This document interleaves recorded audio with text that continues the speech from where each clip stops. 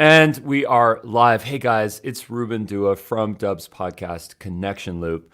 Today I'm on with Davida Ginter, and we are going to get into this topic that I think many of us are feeling, Mm. suffering from, or about to suffer from it. We've acknowledged it. We don't yet know it's a storm that's coming, which is burnout. And burnout to me means a lot of different things. It means Zoom burnout. It means staying at home too much burnout. It means staring in front of screens burnout. The list goes on. You are an expert in this matter. You have written a book about this, in fact, which I can't wait to talk about. But please start with a short bio, and then let's get into the topic. All right. Thank you for having me, Ruben. Pleasure to be here. Yeah. A short bio. Yeah. First and foremost, someone just asked me yesterday, I'm a change maker. I love the idea of helping, supporting, mobilizing change, social change. So this is what I'm passionate about. I am, as you said, the author of the book Burning Out Won't Get You There. And I'm also the CEO of Inkindle Global. It's an organization dedicated to supporting leaders and other organizations in burnout prevention, emotional well-being, emotional resilience. This is what we are committed to do. And I'm also a mother of 3 kids located in Israel. And that's me. Well, I think that one of the things that I have to commend you on is just this idea of being extremely brave, to talk about a topic, a subject matter that not a lot of people are comfortable talking about. Burning out is a sign of weakness to some people. It's a sign of being inadequate to others, not being motivated. I disagree with all those. I think that we are human beings, and we, just like batteries, we need to be refreshed and rejuvenated. I will admit that it has been a little bit too long that I've gone on a vacation, so so I'm kind of missing that. But give us some guidance on how we can avoid burnout. What are some of the common signs that we may look for, and sort of best practices that we can adopt? Yeah, I'd love to. I can start with your recent point because this is really relevant, that there are many false perceptions around burnout and burnout prevention. And one of them, I'll try to get to a few more, but one of them is that we can work long hours, really hard, never take a break, and then run away for a retreat or vacation, and that we'll do. But what happens is that we come back home, maybe energized and everything, but we go back to the very same system and routine that contributed to burnout, to our burnout. So a retreat, a vacation is wonderful, but it's not the core solution to the core problem. So burnout prevention goes along, re-examine our routines, both at work and in our personal lives. And when we do that, we are able to reprioritize and maintain a routine that integrates well-being, holistic well-being, I would say, physical well-being, emotional well-being. How do we develop that and do it on a daily basis, on a regular basis? Because this is it. This what builds our emotional resilience and help us prevent burnout before we hit the wall. And you ask about signs. So how do we recognize burnout? And it would be good to start with realizing what is burnout, because sometimes people confuse that with depression, which are not the same. So burnout is defined as chronic stress, work-related stress, that has not been successfully managed. And that's another false perception right here, that oftentimes people perceive stress as a negative thing, but it's not. Stress itself is not a problem. Stress actually, and it has been proven, could pushes us forward to pursue our goals. So stress itself is not a problem. The problem starts when we don't manage stress well, when we don't have a good practice to deal with stress and adversity and uncertainty, etc. So when we actually practice that and find a healthy way to deal with our stressors, the way we actually perceive stress, that's a more sustainable and healthy approach that helps us prevent burnout. Mm. And the signs are many. It could be exhaustion. It could be feeling negative or cynical towards your mission or your work or your co-workers or boss. It could be reduced productivity. So there are many signs. Sometimes they are small and sometimes they are all at once. But the big thing here, the key here is to recognizing them and act before, again, we hit the wall. Because, when we notice those signs, we don't always listen. The body knows what's going on, right? But it's our responsibility to pay attention, to listen to ourselves, to listen to others, and change, reprioritize what needs to be reprioritized. Well, I think one of the things that I think about a lot from a leadership perspective is how we can address burnout, not just for ourselves, but the folks on our team. And actually, just today, I had a webinar, which was a really productive webinar on leadership in disruption. It was hosted by my friend Shaquille, and it was a really interesting topic that discussed empathy and compassion and understanding this idea of that in business, maybe our goal is to be part Hercules and to be part Buddha, which is bold and brave, but also compassionate and empathetic and patient and mindful. So the question that I have for you is, how as leaders can we help our team members to avoid burnout? How can we help them to look for the signs and do it in a way that's safe? Yeah, and I really appreciate the question, because this is exactly my purpose, to understand that it's not just an individual problem. It's a systems responsibility, systems problem, and it's a leadership responsibility. And the first thing I'd say here is, and it's actually good news, that emotional well-being is contagious. And that means that if a leader steps in and they are able to not only communicate, but embody well-being, embody that to themselves, but also integrate it into the organizational culture, that's a fabulous way to make sure that your people, your employees, whatever it is, the people you are leading, are thriving and not burning out. First, because you represent that by example, right? You set the example, what well-being is, what's a healthy way for us to work in. And second, because when you integrate well-being into the work culture, even to the organizational DNA, you make sure that you redefine success in a way. So, many times businesses, how do they define success? The bottom line, the productivity, the key performance indicators, whatever it is. And then I go and ask them, but what about well-being? Why can't that be part of success and being even measured? So when leaders understand that and they redefine success of their teams, of their organizations, of their work goals, and they look at well-being as part of success, everything changes. So leaders can do so much around it, improve the communication and the trust within teams, and the way they listen, hear their people. There's another very, very common false perception around burnout, that it's mainly caused by workload, but that's not true.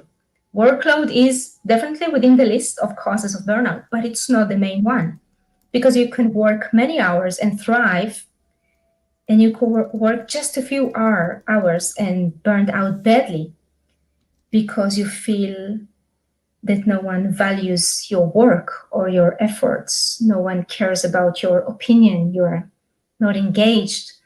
So there are many core issues there that leaders can and should address to support their people, to prevent burnout, to enhance well-being in the workplace.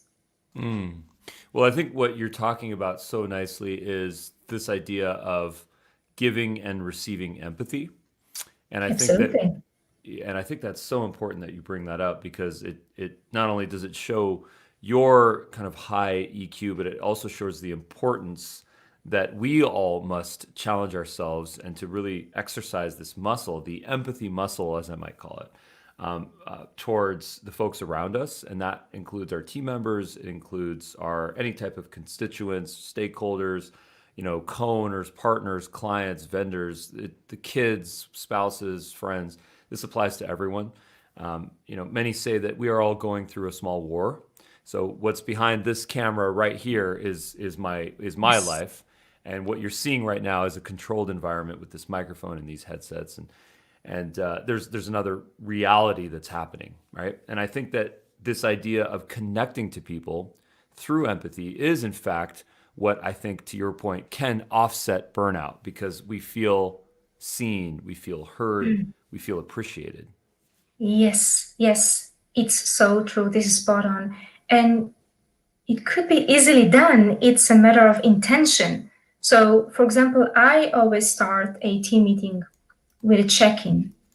And I'm not saying it's going to take the entire time of the meeting, but it's important to set time for this check-in because I want to know what's going on with my team members, even on a personal level, before we dive into work.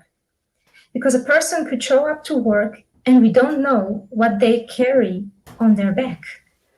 But when you allow that, this business empathy, for example, through the check-in, you make room for the human, the person, to step into the workplace with their humanity, right? So this is for me also empathy, listening, allowing that. And this is also what we always try to teach other organizations and leaders, of course, just listening and giving room for everything to be expressed in a respectful way, of course, but still just people need to be heard and know that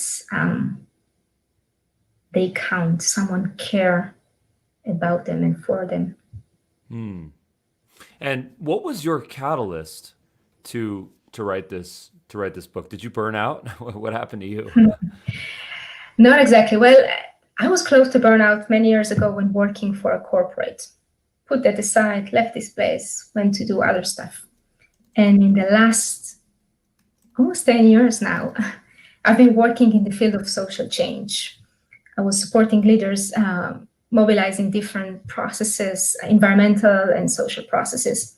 And while doing that work, while working with change makers and leaders, I noticed so many of my colleagues and people I've been working with get stressed out in that process and then burnt out. And I was very curious to know, why is this happening? Why do sustainability practitioners forget to sustain themselves in that process, right? People who care about everyone and everything else neglect that bit of self-care. So I went to And that's an old adage where, right. sorry to interrupt you, but that's an old adage where the person that sells water has a cracked pot for his own water. It's an old adage that I heard, but we Yeah. keep hearing that in life where the plumber has broken plumbing, and And the shoemakers walk barefoot, and yeah. yeah, we know that. This is the perfect irony. But I was so curious to know why. So I went to explore. I thought I would write an article about it. It became a book because I didn't even realize at the time how big it is. And my main realization is that burnout is a huge phenomenon. It's cross-cultural, cross-sectoral. I went to interview leaders all over the world because I was also very curious to know if it's any different between Israel and Japan and the United States and Australia. And I'll tell you, it's not. It's everywhere. There might be nuances, of course, according to the culture, but it's still a very dominant global phenomenon. It's not even local. So yeah, the trigger was just noticing what's going on around, within my colleagues, in my surroundings, and went to exploring that. Now, I am a fan of a number of Israeli-led startups. There have been some great success stories, in fact, in technology, where some amazing companies, some huge companies that have come out of Israel. As I started to do my learning and my research, I realized that there is a certain level of acumen, a certain level of drive, motivation, education. There's a lot of really amazing elements that come out of Israel, and that drives the workforce. Now, of course, I generalize a little bit, but my question for you is: would you say that there are any cultural things that we can learn about your country in terms of why some great success stories have come out of it and how we can learn from those? Yeah, that's a good question. And that's my humble opinion on the startup scene. I would say that we love and know something about taking risks. So, we are many things, and it's always problematic to generalize. But I would say that at least the many Israeli people that I know for many years now are usually risk takers, and that also means on a positive way that it creates or generates a lot of out of the box thinking, but also executing, because it's not just about having the idea, it's about having the urge, taking this leap to execute this brilliant idea, even if you know that you are taking risk now. So I'd say it's something around that, around this attitude that sometimes gets us into trouble, but also takes us to explore new territories around innovation.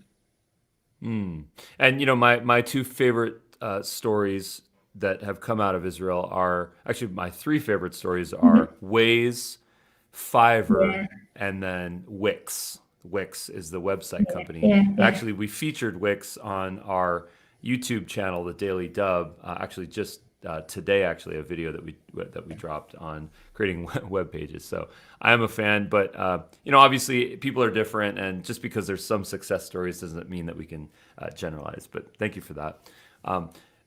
Next question for you is: are there any ongoing exercises that you might recommend that we do within teams?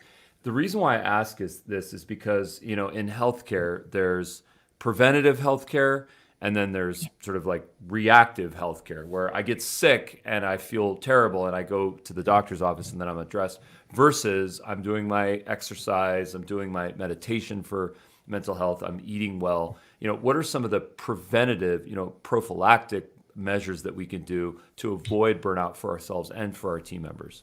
Yeah. So the first thing I would say is that practices, especially around well-being, are always personal.